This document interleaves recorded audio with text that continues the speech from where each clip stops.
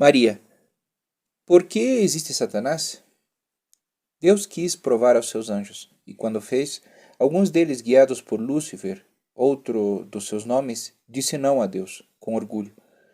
Lúcifer era o mais belo e o mais inteligente de todos os anjos, e queria fazer as coisas ao seu modo e não ao de Deus. Maria, existe realmente o inferno? Sim, o inferno existe. Maria, que atitude do coração pode levar-nos a perder definitivamente nossas almas? A negação teimosa, arrogante e orgulhosa em aceitar as graças e o amor que se nos dá, e seguir assim até o último momento. E me refiro não apenas ao amor de Deus, senão também ao amor dos demais. Maria, que consequências sofrerá quem participe ativamente nas práticas de ocultismo das que falamos? Que severo castigo lhes espera depois da morte? Tudo depende. Existe uma grande diferença entre os que sabem que tudo isso vem de Satanás e os que fazem por ingenuidade, ignorância ou imadurez. Se alguém faz algo conscientemente e a sabendo, as consequências serão enormes, mas se o faz apenas por ignorância, o castigo será menos severo. Em qualquer caso, essa pessoa deveria confessar-se rapidamente e contar sua falta de forma específica. Quanto mais profundamente envolvida esteja, mais experimentado deve ser o sacerdote. Porém, me temo que, na atualidade, há muitos sacerdotes que não têm conhecimentos acerca de tais assuntos, e alguns até podem estar implicados no culto. As consequências para eles em participar serão atrozes, porque têm uma maior responsabilidade.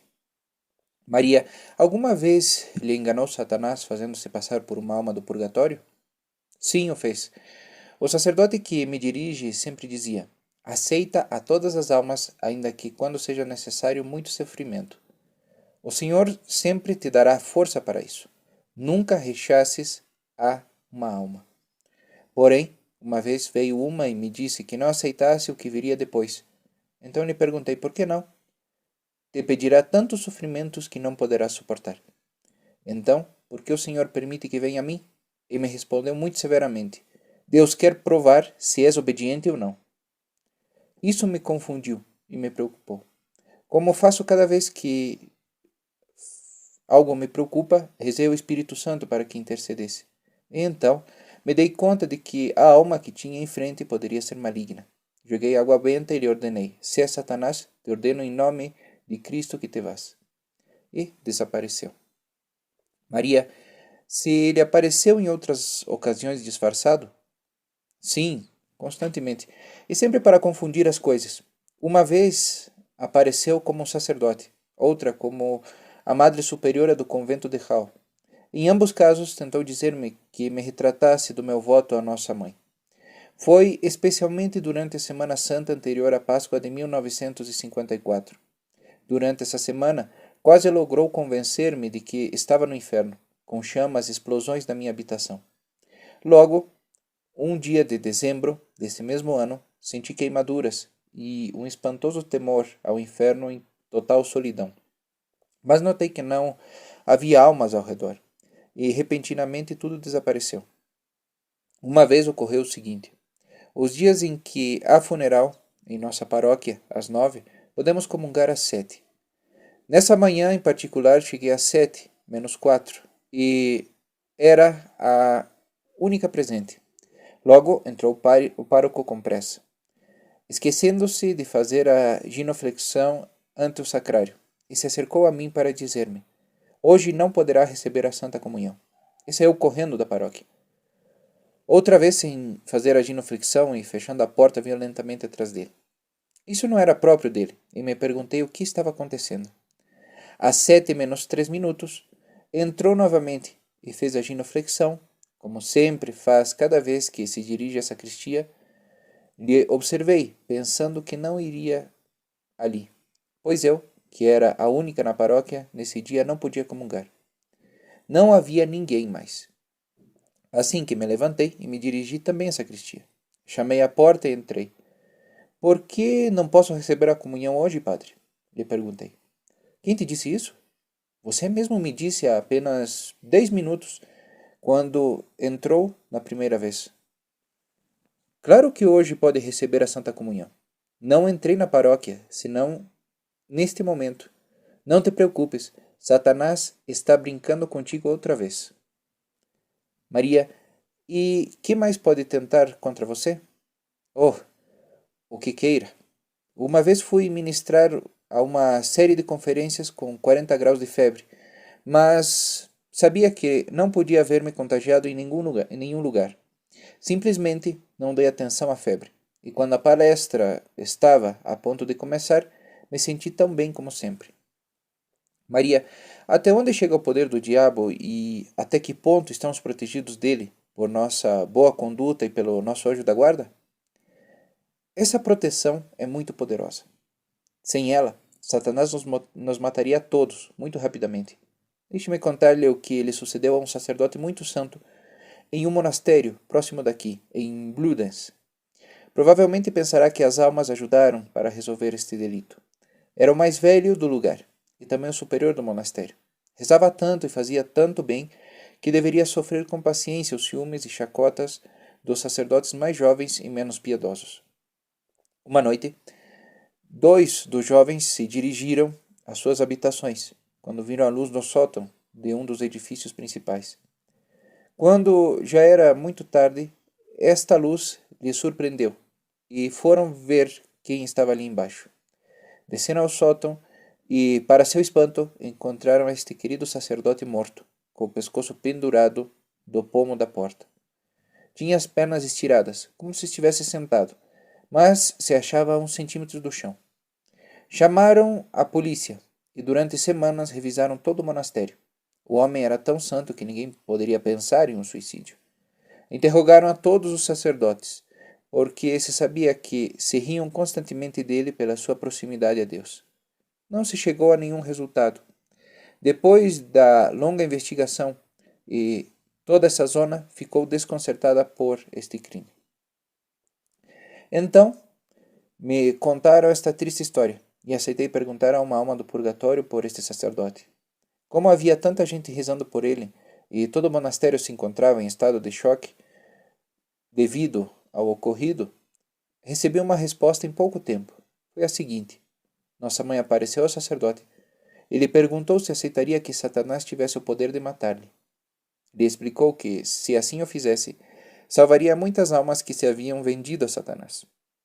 O sacerdote aceitou. Com esta resposta me dirigi ao monastério, onde estavam todos reunidos, inclusive a polícia. Li em voz alta a resposta. No silêncio que se gerou à continuação, um sacerdote no fundo do salão suspirou profundamente e lhe perguntei o que ocorria. Se acercou com lágrimas nos olhos e tirou um papel do bolso. Explicou que o havia encontrado no bolso do sacerdote na noite em que ele e outro companheiro o encontraram morto. O desdobrou e mostrou a todos os presentes. Era a letra do ancião sacerdote e nos leu. Dizia: Nossa mãe se me apareceu e me perguntou se aceitaria que Satanás tivesse o poder de matar-me. E assim ocorreria. Salvaria a muitas almas que se haviam vendido a Satanás. Eu aceito. Maria, assim que então aceitou dar sua vida por pessoas as que não conhecia e que se haviam envolvido em práticas de ocultismo? Exatamente. Maria, quando ocorreu este fato? Poderia dizer-me o nome deste homem extraordinário? Claro. Isso ocorreu no final dos anos 80, e seu nome era Padre Joseph Colossans. Um homem tão bom e valente como este é verdadeiramente um intercessor muito poderoso para nós. Maria, o que é que atrai a gente na atualidade para o ocultismo? Um meio muito atrativo e aparentemente inocente no princípio que ajuda nisso, a televisão. Hoje em dia tem uma grande responsabilidade de que isso seja assim. Se converteu em um tipo de altar em 95% dos lares do Ocidente. A televisão bombardeia as crianças constantemente, tentando-os com dinheiro, materialismo, sexo, violência e poder. E com frequência, entre estes programas se apresentam práticas ocultas em forma de jogos e de diversão inofensiva, onde se oferecem grandes promessas. A música atual também é um veículo para o começo do processo para o ocultismo. Os pais que permitem aos filhos sentar-se à frente da televisão todo o dia e toda a noite, entregam dessa forma seus filhos a Satanás, rapidamente e eficientemente. Porém, não me mal interpretem. Não toda a televisão é má, mas se torna má se os pais não a controlam estritamente. Maria, você tem televisão? Não, não tenho. Jamais queria tê-la. Já vejo demasiadas coisas reais, e todas as notícias importantes me chegam por meio do diário local, o rádio, meus numerosos convidados e meus poucos vizinhos. Maria, há algum pecado que Jesus não perdoe? Sim, há um. É blasfemar contra o Espírito Santo.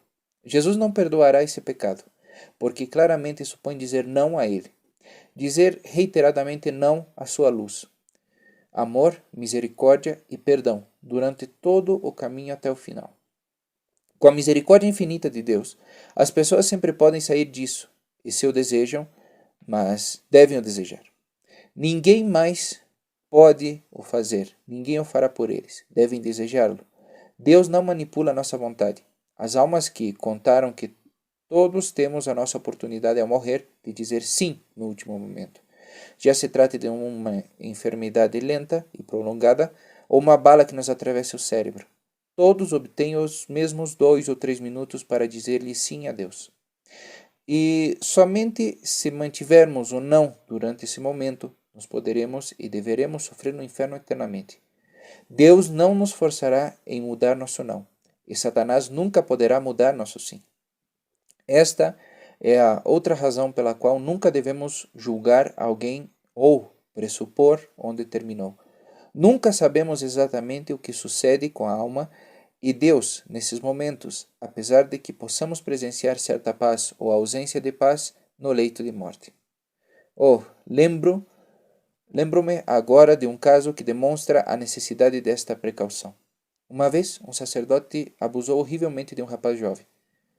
Esta horrível ferida fez com que este jovem fugisse de todos os sacerdotes e da igreja.